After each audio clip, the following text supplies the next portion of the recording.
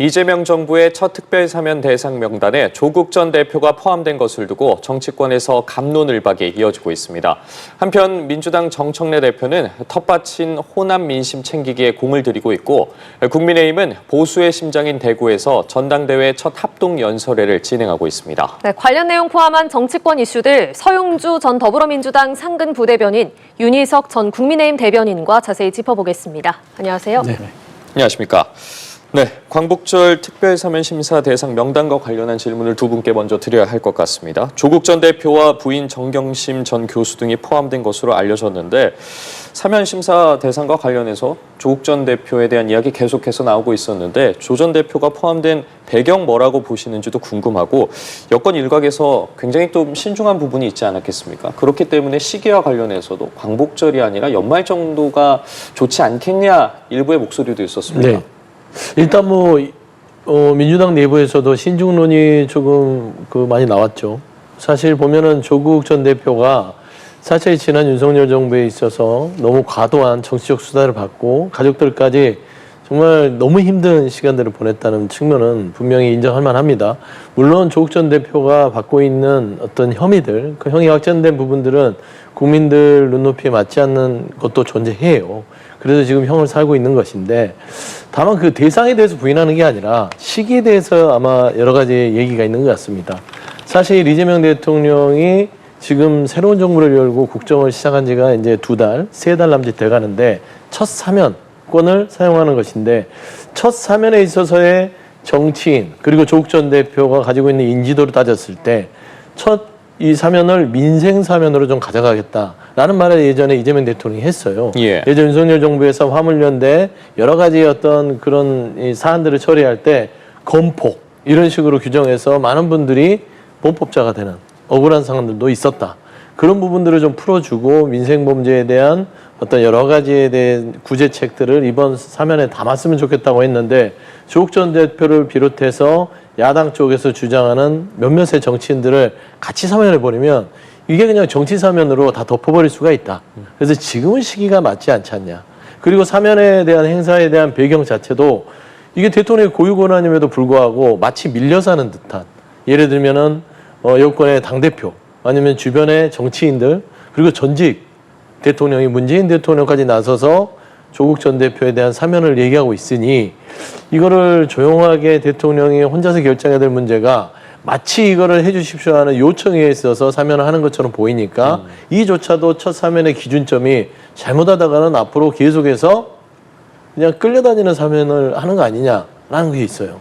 그다음 세 번째는 조국 전 대표에 대한 국민적인 여러 가지의 그 여론 자체가 아직 압도적으로 사면을 해달라라는 그런 또 여론이 조성되지도 않았습니다. 그래서 절반절반인 상황에서 과연 이 사면권이라는 게 국민 통합과 국정에 대한 여러 가지의 신뢰를 회복하는 차원에서 대통령이 고유 권한으로서 사용하는 것인데 이런 여건과 시점 자체가 별로 그렇게 좋아 보이지는 않는다. 실이 많구나라는 차원에서 이 부분을 지금 대통령께서 이미 명단이 넘어왔으니까 주말께 신중하게 국민적 눈높이에 따라서 결정하지 않으실까.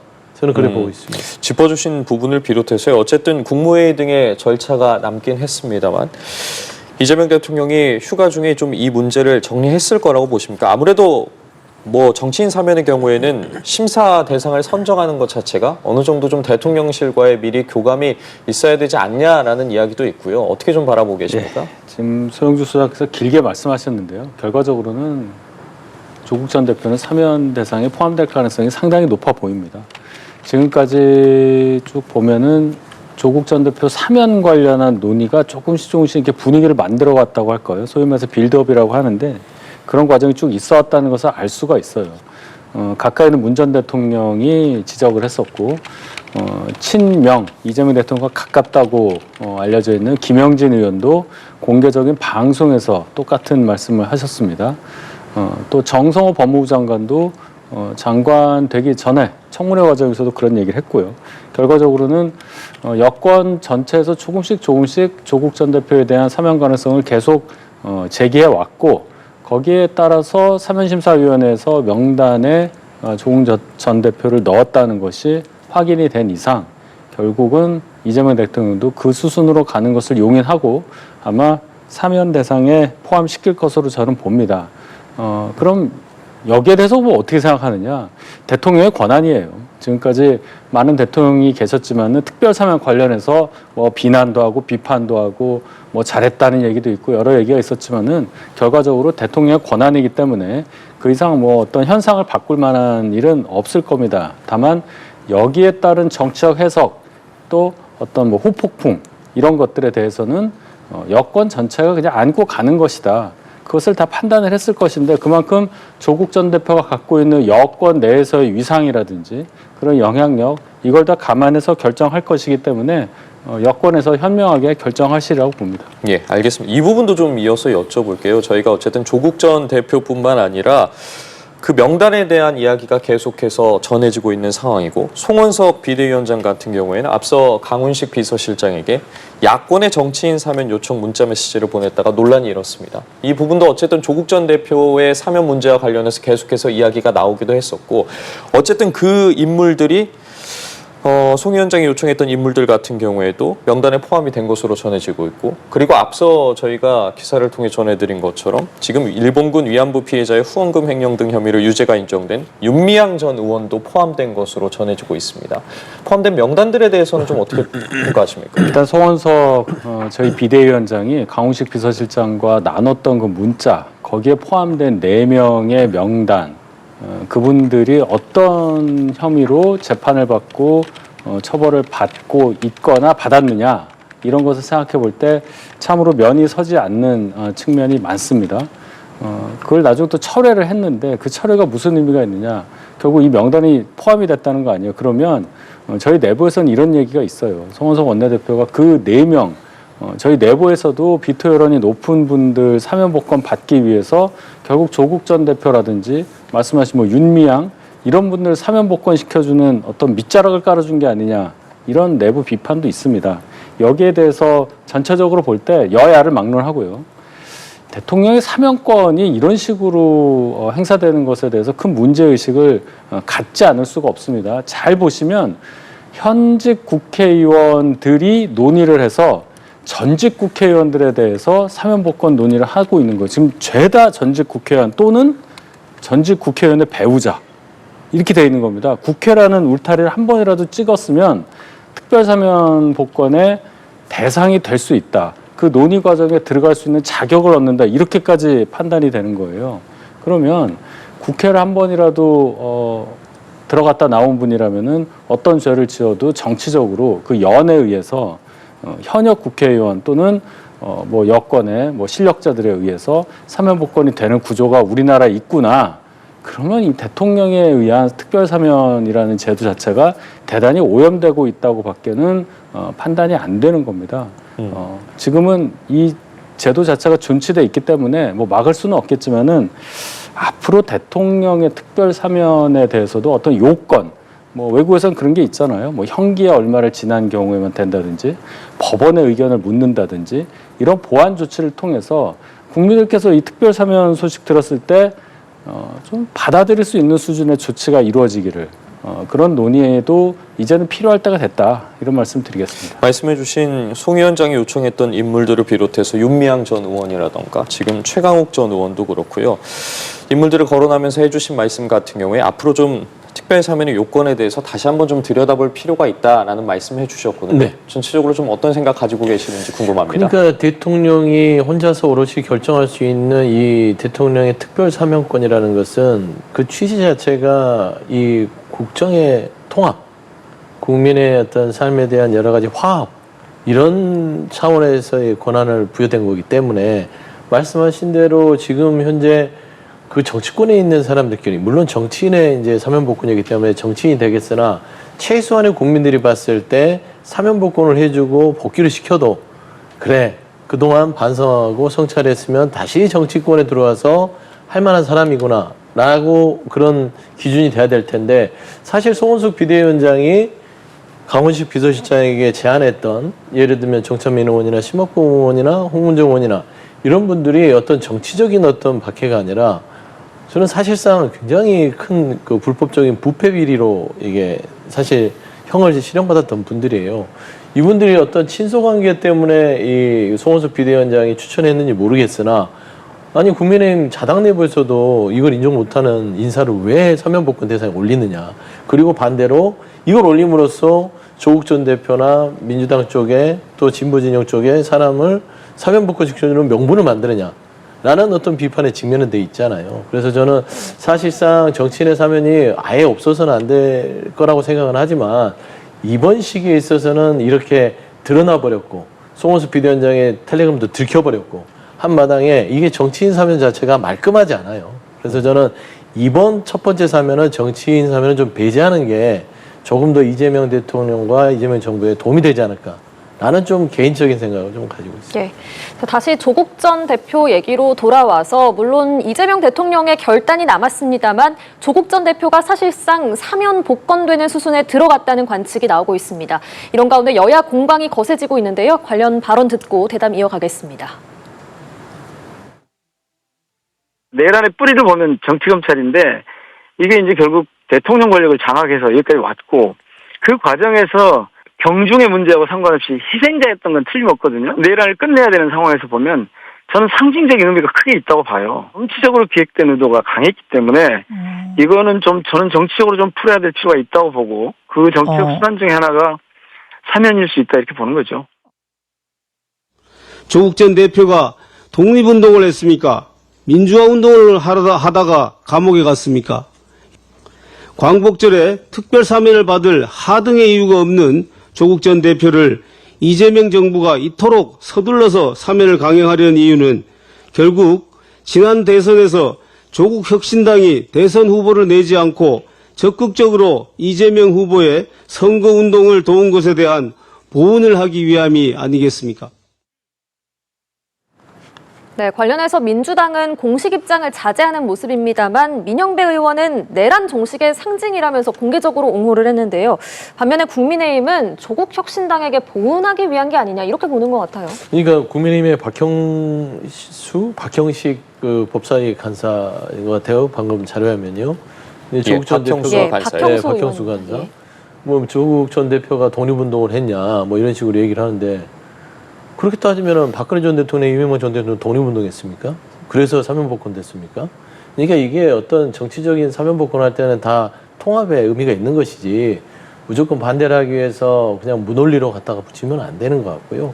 사실 제가 봐서는 민주당도 지금 신중론을 하는 거는 대통령의 고유 권한이기 때문에 말을 아낀다고 생각하는데 조국 전 대표의 사면 시기상으로는 여러 가지로 우려는 있습니다. 그리고 지금 최종적으로 계속 이 언론도 그러던데 이게 사면 심사 대상에 올라갔다고 해서 대통령이 올라온 거를 오케이 그냥 다 해줘 이렇게 할 수도 있지만 대래 하지만은 어떤 경우에는 특별한 경우에는 이번에는 이 부분은 좀 돌고 갑시다 라고 결정할 수 있는 거잖아요. 그래서 저는 아직도 오늘 8일이니까 9일, 10일, 11일 국무회의가 12일이니까요. 예. 한 3, 4일 정도 주말께는 이재명 대통령께서 조국 전 대표를 포함한 정치인의 사면에 대해서 지금 현재 오케이를 한 건 아니기 때문에 저는 사실 정치 사면은 이번에 배제될 가능성이 저는 높다고 보거든요. 근데 자꾸 언론들이나 많은 분들이 이번에는 된 거나 다름없다.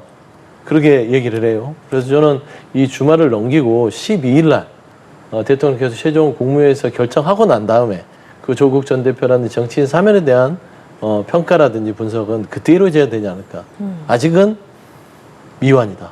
좀 그런 말씀드립니다. 네, 그 민주당에서는 이제 정치적으로 기획된 의도가 이제 조국 전 대표에 대해서는 좀 수사가 강했기 때문에 그래서 이것도 정치적으로 풀어야 한다. 검찰권 남용의 피해자다 이렇게도 주장을 하거든요.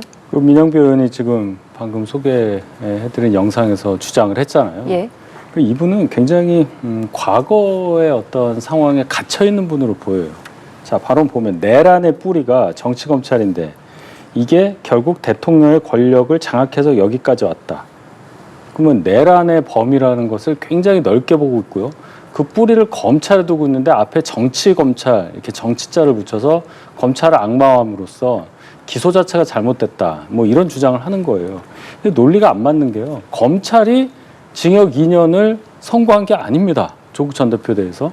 검찰이 기소한 부분을 법원에서 잘 판단을 해서 징역 2년이라는 죄를 선고를 한 거예요. 법원이 한 겁니다.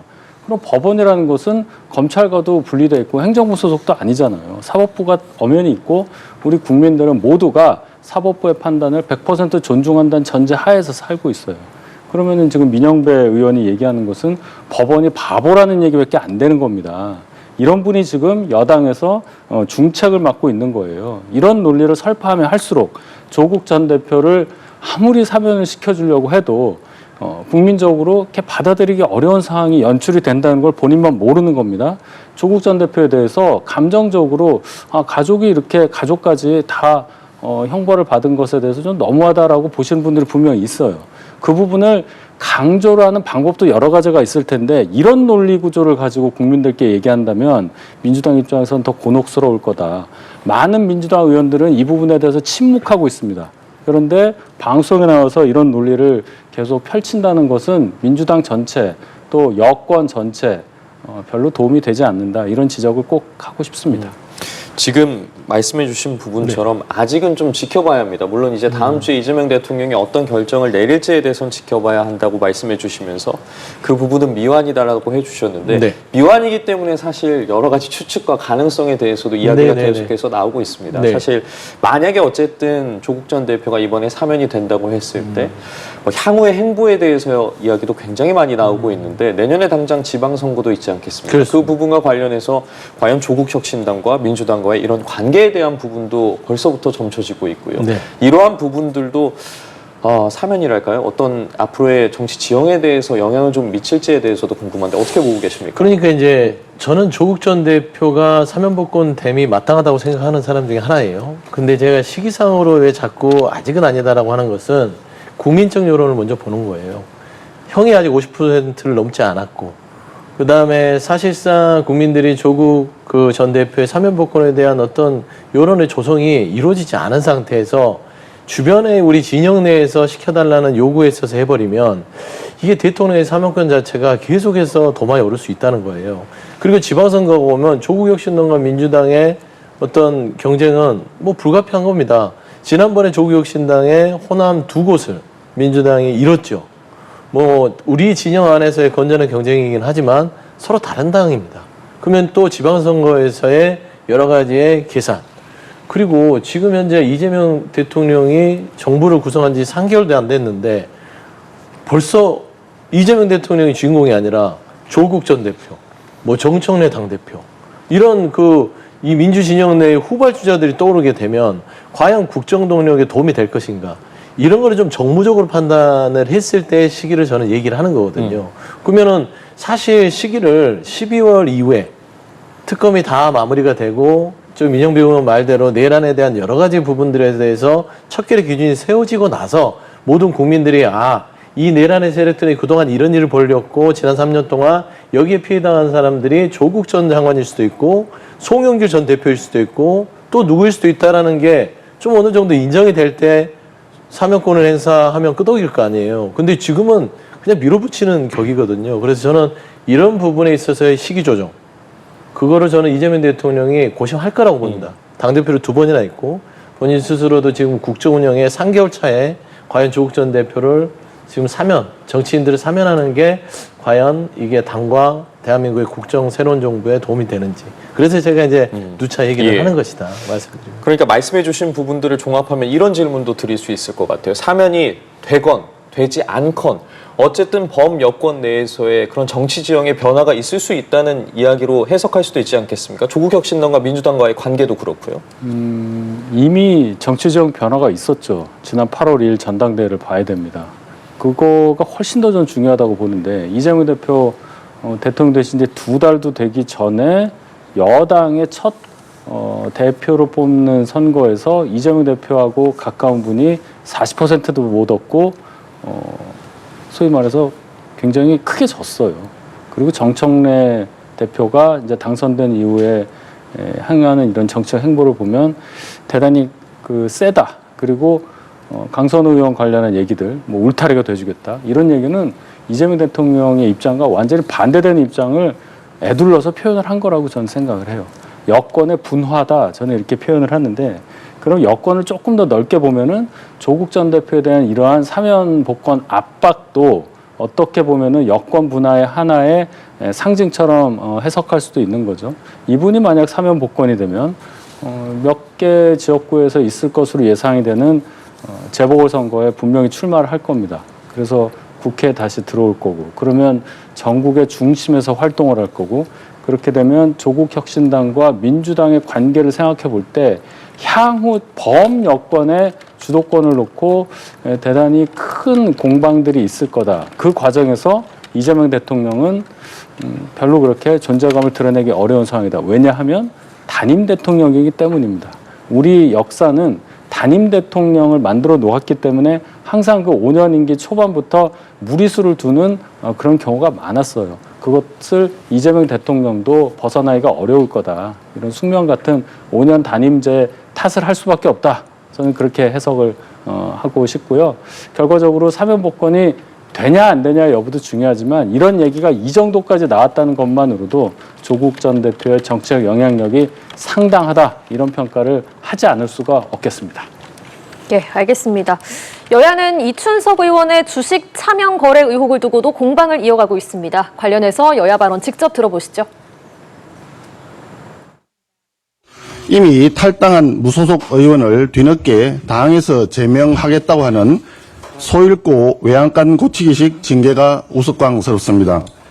문제는 이춘석 의원이 빙산의 일각에 불과할 수 있다는 점입니다. 시중에는 이춘석 게이트가 아니라 국정위 게이트일지도 모른다는 말이 나오고 있습니다. 더불어민주당 국회의원들과 국정위 관계자들이 결백하다면 우리 당이 제안한 특검 수사와 국정위 국회의원 차명재산 전수조사를 거부할 이유가 없습니다. 당원 당규상 할 수 있는 모든 조치를 다 찾아서 적극적으로 하고 있지 않습니까? 네. 또 대통령께서도 엄중 수사를 지시하지 않았습니까? 네. 라고 하는 그런 민주당과 대통령실에 이 문제를 척결을 하고자 하는 그런 강력한 의지에 대해서 국민께서 좀 이해해 주실 것이다 그렇게 생각을 하고 있습니다. 이춘석 의원이 관련된 이 문제만 해도요. 네. 국정기획위원회는 향후 5년간 이재명 정부의 큰 정책의 방향과 비전을 정하는 곳이지 이춘석 의원이 거래했던 그런 예를 들어서 AI 국가대표 어느 회사를 지정하거나 그런 논의를 하는 곳이 아닙니다. 그래서 그걸 알 수도 없고요.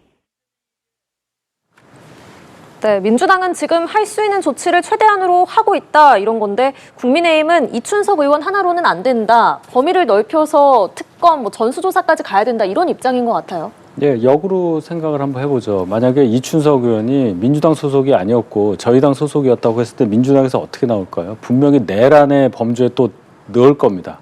그래서 내란 세력이 이런 일까지 했다 하면서 내란을 이렇게 넓혀보면서 특검해야 된다. 또 뭐도 해야 된다. 여러 가지 주장을 할 거예요. 물론 지금 저희가 이춘석 의원에 대한 특검을 주장한다고 해서 의석수로 봤을 때 이게 통과될 가능성은 저는 거의 없다고 봅니다. 근데 여권 입장에서 이 사태의 엄중함을 정말로 진심으로 인식하고 있다면 이러한 주장을 겸허히 받아들이는 자세부터가 필요해요. 특검이 무리하다.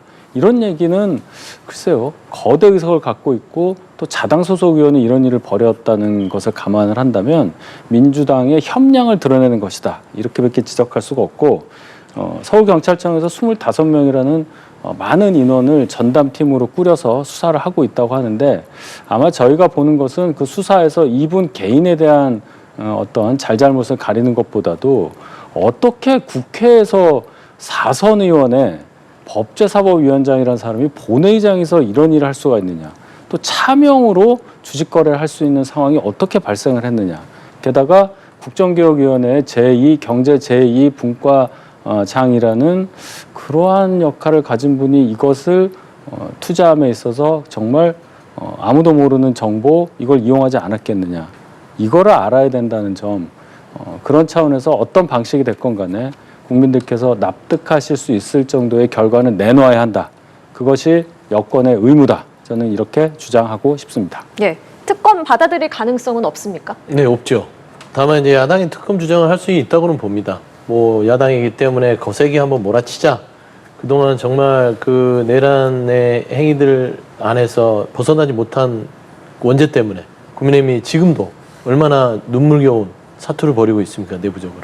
근데 이 이춘석 의원의 어떤 이런 정말 입이 10개라도 뭐 별명이 안 되는 그런 행위, 야당이 비판을 만 하고 특검 주장을 만 해요. 다만 이제 이 부분이 현실적으로 될 가능성은 없고, 다만 제가 말씀드리는 건 특검이라는 게 이 정부가 우리 이재명 정부이고 민주당 정부이고 또 민주당이 이춘석 의원을 감싸놓고 그냥 수사를 하는 척하거나 어떤 미온적인 송방망이 처벌을 한다면 그 특검 주장에 더 무게가 실릴 것 같지만 사실 민주당이 이춘석 의원의 이런 참 놀라울 만한 일탈행위에 대해서 그날 즉시로 사실상 출당에 가까운 탈당 조치를 했고요.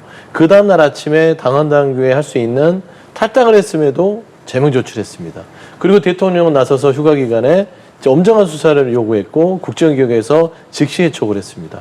그리고 서울지방청의 금융수사단에서 25명의 수사관들이 전문가들이 붙어서 이춘석 의원이 과연 이게 국정기획으로 위원회로 참여하면서 이런 정보를 취득해서 했는지, 그리고 이 참여 거래가 얼만큼 돼 있었는지 이 부적절성에 대해서 철저하게 조사하라는, 따져보면 다이렉트로 대통령이 지시를 한 거라고 볼 수 있어요. 이런 엄중한 조치를 했음에도 불구하고 특검이 필요하다? 저는 이거는 물론 주장할 수는 있으나 나중에 수사 결과와 이런 모든 어떤 사실들을 봐서 미진하다면 그때 가서 특검을 주장하시면 민주당도 그 특검을 받을 수 있다. 저는 그렇게 생각합니다. 알겠습니다. 상황이 좀 어떻게 흘러갈지는 지켜보도록 하겠고요. 이번에는 정부가 앞서 발표한 세제 개편안과 관련된 이야기 좀 나눠보도록 하겠습니다. 주식 양도세 기준을 현행 50억 원에서 이제 10억 원으로 강화하는 안이 포함된 것을 두고 여러 이야기들이 나오고 있는데, 이제 조만간 어쨌든 관련해서 정부에서도 다시 뭐 입장을 발표할 것으로 보입니다만 어떻게 좀 정리가 될 거라고 보세요? 이재명 대통령이 코스피 5천 시대를 열겠다고 아예 숫자까지 정확하게 말씀하셨잖아요. 그럼 이 숫자는 그 숫자 앞에 우리가 겸손해야 된다는 것이 기준이 명확하기 때문이라는 것을 생각을 한다면 이 코스피 5천 시대를 위해서 정책을 그 방향으로 끌고 가야 하는 것은 당연한 거죠. 이 양도세, 주식 양도세 부과 기준을 대주주 기준이라고 할 텐데 50억에서 10억으로 내리게 되면은 과연 어떻게 될까? 주식 시장에 참여하고 있는 분들이 정부가 내보내는 이 신호를 어떻게 받아들일까 보면은 별로 어려운 문제도 아니에요. 정부는 별로 주가를 부양하는데 관심이 없구나, 반대로 가고 있구나, 이렇게밖에 생각할 수가 없어요. 50억에서 10억을 내리는 것이 문재인 정부 때처럼 다시 돌아간다. 그래서 이걸 정상화라고 표현을 합니다. 그런데 이렇게 생각을 해보면 뭐 정상화라는 말 속에는 제가 볼 때는 정치적인 의미가 들어가 있는 것으로 보이고, 같은 10억이라고 해도 거의 뭐 7, 8년 전에 문재인 정부 때 10억과 지금의 10억의 화폐 가치가 다를 텐데, 그럼 오히려 더 기준이 낮아졌다고 봐야 되는 거예요. 그런 것까지 다 엄밀하게 분석을 해서 정책을 내놔야 할 여건에서 이렇게 무책임하게 올렸다 내렸다를 반복하면서 시장 참여자들을 혼란스럽게 하는 것은 이재명 대통령의 이 선거 공약을 지키지 말아라, 이렇게 얘기하는 것으로밖에 해석할 수가 없습니다. 이거 포함해서 여러 가지 조치들이 있잖아요. 뭐 상법 개정안이라든지 상법 개정, 뭐 노란봉투법, 이런 것들이 경제에 실질적으로 참여하고 있는 경제 주체들에게 어떠한 신호를 주는지에 대해서 민주당에서 또 여권에서 정확하게 분석을 해야 할 것으로 보이고, 거기에 실제로 참여하지 않아서 경험이 없어서 잘 모른다 할지라도 거기에 참여하고 있는 우리 국민들의 목소리를 정말로 절실하게 듣는 자세 또한 필요하다. 경험하지 않았으면 공부라도 해서 정확한 정책을 내달라, 이런 말씀을 꼭 드리고 싶습니다. 어제 관련해서 여야가 긴급 간담회를 열고 목소리를 내기도 했고, 당장 어쨌든 오는 10일에 이제 고위당정 협의회가 있습니다. 네. 이 자리에서 뭐 여러 가지 의견을 대통령실에 잘 전달할 것이다라고 여당에서는 이제 입장을 내기도 했는데, 어떻게 정리될까? 이 뭐 중간으로 정리가 되는 겁니까? 아니면 어떻게 좀 바라봐야겠습니까? 일단은 뭐 그거를 맞출 수는 없으나 50이거나 10이거나 둘 중에 하나일 가능성이 높다라고 얘기를 해요. 정책의 효과를 보거나 아니면 유보를 통해서 일단은 시장을 좀 다른 정책으로서 좀 유인하거나 개선하겠다라는 의지가 있을 수 있겠죠. 어차피 이제 세수 확보 때문에 그러는 거잖아요. 그래서 저는 지금 초창기에 이제 그 진성준 전 정책위장 등 당정에서 이 부분이 아직 확정도 안 됐는데 발표되면서 시장 혼란을 초래한 부분이 있고 그 과정이 다소 거칠었다는 점에서는 굉장히 좀 그 미흡했다고 비판할 수 있겠으나 사실 이 50억에서 10억으로 어떤 대주주 기준을 완화하는 자체가 이게 직접적으로 시장에 영향을 주었느냐. 금요일 날은 완전히 까맣게 뭐 블랙 프라이데이가 됐지만 또 월요일 날은 장이 또 다시 올라가는 그런 이제 시장의 변동성을 보고 있어요. 그래서 대통령실이나 정부도 이 대주주의 이 완화 요건 자체가 시장에 직격탄을 주는지에 대한 정밀한 분석을 하고 있는 것이고 아예 없다고는 할 수 없어서 세수 확보가 되는 부분에 있어서의 득과 또 시장에서의 충격이 또 실이 많다면 그 경중을 따져서 한번 정책을 결정할 것 같아요. 그래서 이재명 정부가 실용 정부이기 때문에 시장을 이겨먹으려는 정책은 하지 않을 것이다. 라는 점은 분명한 것 같아서 민주당도 지금 50억 유보로 의견은 좋지 않습니까? 그렇기 때문에 사실 10억 원으로 다시 회귀하는 방향은 아닌 것 같다는 개인적인 생각이 있습니다. 알겠습니다. 자, 주제를 돌려보겠습니다. 여야는 오늘 모두 각자의 텃밭으로 향했는데요. 먼저 민주당은 정청래 당대표 취임 이후 처음으로 텃밭인 호남에서 첫 현장 최고위원회의를 열었습니다. 특별한 희생에 특별한 보상이 이루어졌는지 민주당이 답해야 할 때다 이렇게 정 대표가 발언을 했는데 정 대표가 일주일 만에 호남을 2번이나 찾은 거더라고요. 네네.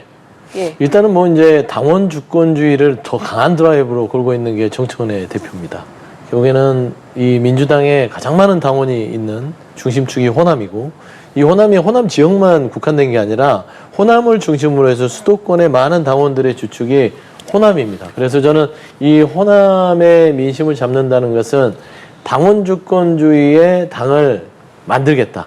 그래서 이재명 대표가 당대표를 할 때, 대통령이 당대표를 할 때보다도 더 강력한 당원 중심의 정청래 대표의 새로운 민주당을 한번 실현해 보겠다. 저는 그런 의지가 호남에 공을 들이지 않냐라고 싶은데요. 예. 사실상 현장을 찾아서 이렇게 민심을 듣는 거는 좋은 모습 같습니다. 다만 이제 호남도 갔으면 저 영남도 가고 또 이 충청도 가고 고루고루 가서 말하자면 전국 정당으로서의 자리를 할 수 있는 그런 행보들이 조금 더 보완이 된다면 훨씬 더 정청래 대표가 되고 나서 민주당이 성장하는 모습을 보이지 않을까 생각합니다. 말씀해 주신 것처럼 지금 어쨌든 각 당이 어느 지역을 찾아서 어떤 행보를 보이고 있는지도 굉장히 관심인데 민주당 같은 경우에 이렇게 호남을 찾았고 국민의힘 같은 경우에는 지금 전당대회 본선 진출자가 확정이 된 상황에서 대구에서 합동연설회가 지금 진행되고 있습니다. 대구라고 하면 저희 어쨌든 보수의 심장이라고 표현하지 않겠습니까? 각 당이 지금 공을 들이고 있고 좀 가 있는 위치라고 해야 될까요? 지역이라고 해야 될까요? 굉장히 어떤 그 의미도 부여할 수 있을 것 같은데 어떻게 보십니까? 저희는 이제 전당대회 과정에서 뭐 대구도 가고 부산도 가고 뭐 하니까 그 가는 과정 중에 대구를 간 거고요. 그게 우연히 지금 정청래 대표가 호남 간 것과 맞물려서 지금 해석이 되는 건데 다릅니다 좀. 그러나 어쨌든 이제 대구에서 처음 이제 합동연설을 했다는 것에서 의미를 좀 찾을 수가 있겠어요. 적어도 이제 저희 당이 지금 지지율도 낮고 여러 가지로 혼란스러운 가운데서 핵심 지지층이 많이 계신 곳에서 전당대회를 함으로써 어떤 당의 정체성에 대해서도 다시 한번 생각을 해보고 그 지지세가 좀 강한 곳에서 뭔가 힘을 받아서 앞으로 좀 변화하는 모습을 보여주자 이런 차원에서 첫 합동연설회를 대구에서 열었다고 생각합니다. 예. 잘 진행이 되기를 바랬는데 일단 지금 전한길 씨가 또 그 언론 비표를 받고 전당대회장에 들어와서 문제가 되고 있어요. 그러니까 저희 당 전당대회가 혁신 전당대회를 표방하고 시작을 했는데 여러 가지 뭐 후보들 간의 어떤 발언이라든지 뭐 이런 것들로 인해서 퇴색이 되고 있는 가운데 이런 문제까지 첫 연설회에서 불거지니까 이 퇴행 전당대회가 되는 것이 아니냐 하는 당 구성원들의 깊은 우려가 있다. 이런 말씀을 전하겠습니다. 그 부분과 관련해서 조금 더 여쭤볼게요. 짚어주신 부분이에요. 지금 당장 어제만 해도 김문수 후보가 전한길 씨 등 보수 유튜버가 진행한 방송에 출연했습니다. 이 자리에서 뭐 계엄을 해서 뭐 누가 죽었냐, 누가 피해를 입었냐라는 식의 발언들이 있었고 윤 전 대통령이 재입당한다면 받아줄 것이다라고 이야기를 해서 이 부분과 관련해서도 논란이 되고 있는데 지금 구도 자체가 반탄, 찬탄 이야기 계속해서 나오고 있지 않겠습니까? 이러한 후보들의 기조라고 해야 될까요? 계속해서 좀 이어질 거라고 보십니까? 일단 있어서는 안 되는 발언이 나왔습니다. 윤 대통령 재입당 관련해서 원한다면 받아주겠다. 그것도 대단히 부적절한데 그 이유가 더 부적절해요. 계엄에서 죽은 사람이 없다는 얘기인데 계엄을 국회에서 용감하게 막았기 때문에 계엄에 의한 희생자가 없었던 겁니다. 거기에 대한 어떠한 평가가 없이 이런 말을 했다는 것에 대해서 부적절하다는 말씀을 드리고, 그럼 왜 유력 후보들이 자꾸 이런 식으로 가느냐. 김문수, 장동혁 이런 분들이 왜 소위 말하는 윤어게인 극우 발언을 하느냐. 여기에 집중해야 할 시점이 됐어요. 이유는 전당대회를 하다 보면은 전체 당원이 한 100명이 있다 하면 그 당원이 전당대회 투표에 참여하는 비율이 60 정도가 돼요. 많으면. 또 적으면 반도 안 됩니다. 그런데 지금 이 전당대회 분위기상 굉장히 윤 대통령의 생각이 옳다고 생각하는 그런 당원분들이 훨씬 더 많이 전당대회에 참여할 가능성이 높은 그런 분위기라고 볼 수가 있겠어요. 그러면 이 전당대회에 나온 후보 입장에서는 그분들에게 호소할 수 있는, 그분들을 움직일 수 있는 발언을 할 수밖에 없다고 보고, 그러면 그럴수록 또 합리적인 그런 개혁 성향을 인정하는 그런 당 구성원들은 전당대회에 대한 관심도가 떨어진다. 이런 상황이 점점 심화되고 있는 저희 당의 전당대회 상황이다. 저는 이렇게 분석합니다. 지금 어쨌든 국민의힘 후보가 이제 4인으로 좁혀진 상황인데 앞으로의 변수라고 해야 될까? 좀 눈여겨보고 계시는 부분이 있으십니까? 죄송한 말씀이지만 없다고 하는 게 맞겠죠. 지난 대선과 크게 다르지 않습니다. 그러니까 앞서도 앵커께서도 여전히 탄핵 반대, 탄핵 찬성 이렇게 2파전으로 나눠져 있잖아요. 지난 대선 후보 뽑을 때도 거의 비슷하지 않았습니까? 그러면 결국에는 이번 조기 대선에서 국민의힘이 패배를 했다면 이 패배 이후에 그 시점으로 해서 당이 바뀌어야 되는데 여전히 친윤 그룹들이 장악하고 있고 탄핵 반대에 대한 당론 바뀌지 않고 있습니다. 그리고 어떤 주축이 되는 후보들이 대부분 당시 탄핵을 반대했던 사람들, 장동혁, 김문수 저 두 후보 지금 거의 극우적인 발언하는 전환기 씨한테 가서 이 질문 듣고 답하고, 사실 제가 보기에는 면접 보는 것 같거든요. 극우 유튜버들한테. 이런 상황이 지금 정통 보수를 고집했던 국민의힘에서 벌어지고 있는 거예요. 그러면 과연 이분들이 이번 전당대회를 통해서 국민의힘의 변화와 혁신을 가져오려는 시도를 하는 것이냐. 예를 들면 보수의 개혁에 대한 어떤 화두로 가는 것이냐. 아니면 윤석열에 대한 그 윤호개인. 그 부분을 지금 받아들이겠다는 거 아니에요. 그러면 이거는 계몽령을 안고 계속 가겠다는 겁니다.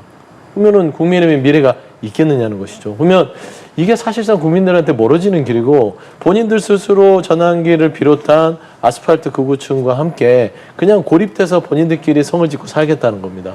그럼 정상적인 헌법에 보장된 민주적 기본 질서에 따른 조직과 활동을 할 수 있는 공당으로 존재할 수 없는 길을 가는 거예요. 그렇기 때문에 정당 정치라는 입장에서 평가를 하자면 평가할 게 없다. 거의 자멸의 길을 가고 있기 때문에 저는 사실 어떤 포인트에서 국민의힘이 이 어떤 다시 되살아날지는 모르겠으나 지금의 현 상황은 이 전환기 씨를 중심으로 뭉치는 김문수, 장동혁 두 분을 보면 그냥 옆에서 답답할 뿐입니다. 거기에 윤어게인, 윤석열 전 대통령의 재입당이라뇨. 장동혁 의원은 또 그랬더라고요. 전환기 씨 등등 외부 세력도 다 안아야 된다고. 그게 무슨 국민의힘입니까? 저는 그런 평가를 하고 싶습니다. 네. 그런가 하면 어제 윤 전 대통령에 대한 체포영장 재집행이 윤 전 대통령의 완강한 거부로 또다시 무산이 됐습니다. 윤 전 대통령 측이 기자회견을 열고 당시 상황을 좀 상세하게 설명을 하면서 불법 체포였다 이렇게 주장을 하더라고요. 어떻게 들으셨습니까? 일단 이런 전례가 없기 때문에 이게 뭐 불법이냐 아니냐라는 그 어떤 법리 공방부터 시작할 수밖에 없다고 봅니다. 예. 이제 구치소 안에서 감방 안에서 벌어지는 일, 거기에 대해서 교도관들이 과연 물리력을 행사할 수 있느냐의 여부, 행사할 수 있는 경우가 이렇게 나뉘어 있다고 들었습니다. 뭐 자해를 한다든지, 뭐 소란을 피운다든지, 이럴 때는 확실하게 물리력을 동원할 수가 있는데, 특검에서 소환을 했는데 소환에 응하지 않는다고 해서 그러면은 물리력 행사할 수 있느냐에 대해서는 규정이 없다. 이걸 이유로 해서 지금 윤 대통령 측에서는 불법 체포영장 집행이다. 이렇게 주장을 하고 있는 거죠. 그 법리 공방에 앞서서 과연 지금 전직 대통령인 윤 전 대통령이 특검의 소환 요구에 불응하는 것, 그 불응하는 방법을 이런 식으로 표현하는 것이 맞느냐, 그것이 국민적으로 공감을 얻을 수 있느냐는 부분에 대해서 윤 대통령 당사자 그리고 윤 대통령의 변호인들은 좀 더 깊게 생각해야 될 시점이 됐다고 봅니다. 물론 윤 대통령의 생각과 같은 생각을 가지신 분들은 특검이 무리하고 있는 거다, 윤 전 대통령에 대해서 망신주기를 하는 거다, 이런 의견에 동의할 수도 있겠지만 대부분의 국민들은 전직 대통령인 분이, 대통령까지 지낸 분이 예를 들어 속옷바람으로 저항을 한다든지, 지금 교도관의 어떤 물리적 어떤 시도에 대해서 뭐 몸부림을 쳤다든지, 뭐 의자에 앉아서 뭐 들려나가다가 떨어져서 다쳤다라든지, 이런 얘기 듣는 것만으로도 대단히 불쾌한 감정을 가질 수밖에 없는 거예요. 정치라는 것, 또 이 사람을 사는 것에 대해서 생각을 해볼 때 많은 사람들, 본인이 아닌 다른 사람들의 공감을 얻는 행동을 하면서 살아야 되는 거 아니겠습니까? 그 공감 차원에서 본다면 윤 대통령 또는 윤 대통령 변호인들이 이런 식으로 주장을 하고 이런 모습을 연출하는 것에 대해서는 하지 않았던 것보다는 훨씬 더 나쁜 효과밖에 없는 것이다. 이런 말씀을 드리고 싶습니다. 네, 불법 집행이다라는 주장에 대해서 어떤 말씀 주시겠어요? 뭐 윤석열 전 대통령 측의 주장들은 대부분 거의 뭐 무리의 그 그림자 같은 주장들을 하는 것이죠. 법원에서 발부된 체포영장의 대상자가 누구였습니까? 윤석열 전 대통령이었죠. 그러면은 법원이 정상적으로 발부한 체포영장에 불응한 사람 누구죠? 윤석열 전 대통령이잖아요. 그냥 금방 알 수 있습니다. 누가 잘못했죠? 법원의 정당한 체포영장에 응하지 않는 사람이 잘못했겠죠. 그 와중에 생기는 부상과 몸싸움에 대한 피해는 누구 때문에 그런 것이죠? 본인이 자초한 일 아닙니까? 그 법 집행에 따랐으면 다칠 일이 뭐가 있어요? 저항하고 법에 맞서려고 하니까 결국에는 다치는 것이고, 사실 정말 특검도 이 공권력을 바로 세워야 되는데 그렇게 정당한 체포영장의 집행에 저항하는 사람은 물리력을 단호하게 사용해서 법의 기강을 세워야 될 거 아닙니까? 이 대한민국의 법치 질서가 이 전직 대통령이라는 분의 한 사람의 행동으로 다 무너지게 생겼어요. 저는 이런 부분에 있어서는 이제는 정말 이 대한민국의 사법부가 이 공권력의 기강을 바로 세워라라는 말씀을 드리고, 인격적으로 전직 대통령의 인격을 가지고 했었다면 우리가 이런 비판을 하지 않죠. 근데 거의 자범 수준의 이 인격을 보여주는 거 아닙니까? 법치를 주장했던 분이, 검찰총장 했던 분이 왜 체포영장의 정당한 발부를 불응하냐고요. 그래서 저는 이제는 국가가 이 법을 유린하는 윤석열 피의자에 대한 체포를 다시 한번 해서 법을 바로 세우시고, 사실 국민의 눈과 귀와 생각하는 뇌까지 다 보호해야 될 책무가 있다. 저는 그런 부분까지 고려한, 저는 다시 한번 공권력의 집행이 필요하지 않을까 생각합니다. 체포영장 기한이 어제 만료가 됐는데 특검팀은 이제 체포영장 재청구를 고민하고 있다면서도 또 바로 기소하는 방안도 검토 중이다, 이렇게 밝혔거든요. 네. 그러면 체포영장 재청구의 가능성이 좀 더 높다고 보십니까? 저는 기소할 공산이 더 커 보여요. 예, 저 체포영장을 더 할 것 같았으면 예. 사실 이번에 그 조금 완력을 썼을 때 잡아서 들어왔겠죠. 근데 지금 특검 측도 여러 가지 여론을 고려했을 때 그냥 김건희 특검이기 때문에 사실상 뭐 기소로 넘어가지 않을까 싶은데, 저 개인적으로는 체포영장 재청구해서 좀 어떤 그 기준을 바로 세웠으면 좋겠다, 그런 말씀드립니다. 예. 조사 없이 바로 기소할 거라고 보십니까? 예, 저도 그 가능성이 좀 높다고 봅니다. 재청구해서 발부받는다 한들 물리력 행사의 범위가 이미 제한이 돼 있고 윤 대통령이 또 어떻게 저항할지 모르고, 만약에 무리해서 그 집행을 시도하려고 할 경우에 정말로 어떤 뭐 부상을 당한다든지 뭐 이런 불미스러운 사태가 벌어지면 정치적으로 엄청난 파장이 있을 수가 있거든요. 특검 입장에서는 할 만큼 했다는 평가를 국민들로부터 받고 있다고 생각합니다. 이미 윤 대통령이 너무 저항을 하기 때문에. 그래서 실익이 없는 영장 집행을 다시 할 가능성은 적어 보이고요. 바로 대면 조사 없이 기소의 단계로 넘어갈 것이 거의 확실해 보입니다. 그리고 이미 다른 건으로 구속이 돼 있잖아요. 그러니까 이미 그 신병 확보는 뭐 성공한 셈이 되니까 바로 기소 단계로 넘어가는 것, 그렇게 예상하는 것이 합리적이라고 생각합니다. 여러 부분들을 고려했을 때 어쨌든 두 분도 바로 기소를 하는 방안에 좀 무게감이 실린다라고 말씀을 해주셨는데, 그럼 이 질문도 좀 드려볼게요. 지금 김건희 특검에서 김건희 씨를 소환 조사한 지 하루 만에 구속영장을 전격적으로 청구를 하지 않았겠습니까? 이제 12일에 네. 구심사가 열리게 됩니다. 구속영장 청구 심사가 열리게 됩니다. 발부될 거라고 보십니까? 저는 뭐 거의 발부될 가능성이 10이면 10이라고 생각합니다. 사실 특검 조사가 단시간에 이루어졌고 더 이상 뭐 여러 가지 김건희 씨에 대한 주변부의 수사 자체를 더 할 것도 없이 한 3가지 주요 혐의에 대해서 했고, 김건희 씨가 특검에서 얘기했던 것들이 대부분 특검이 확보한 증거와 증언에 반하는, 말하자면 거짓 진술을 대다수 한 걸로 지금 언론 보도에 나오거든요. 그것만 하더라도요, 증거인멸의 우려가 상당 부분 인정이 돼서 구속영장이 발부될 가능성이 크지 않을까, 좀 그래 보입니다. 법조계에서 보통 같은 사건으로 부부를 동시에 구속시키지 않는 것이 불문율이다라는 이야기도 있던데 어떻게 좀 예상하고 계십니까? 일단 김건희 씨와 윤석열 전 대통령은 같은 사건으로 지금 수사를 받고 있는 게 아니라고 봐야 됩니다. 김건희 씨 같은 경우는 혐의만 해도 16개라고 지금 적시가 돼 있고 더 늘어날 가능성이 있잖아요. 도이치모터스 주가 조작 사건 같은 경우는 명백하게 윤 대통령하고는 관련이 없으니까 그 불문율 때문에 두 사람을 동시에 구속하는 것이 좀 문제가 있다, 이런 지적하기에는 무리가 있어 보이고요. 그렇기 때문에 윤 대통령이 구속이 됐고요. 김건희 여사 관련해서 특검에서 구속영장 청구한 것, 구속의 가능성이 상당히 높다고 보는 것이 합리적이겠죠. 왜냐하면 특검에서 한 번만 대면 조사하고 바로 영장을 청구했잖아요. 그 얘기는 그만큼 수사가 많이 진척이 돼 있고 구속을 청구할 만한 그런 논리적인 기반들, 실질적인 증거 확보, 이런 것들이 다 돼 있다고 볼 수밖에 없는 겁니다. 그래서 김건희 씨의 구속 가능성도 상당히 높다고 저는 봅니다. 예, 알겠습니다.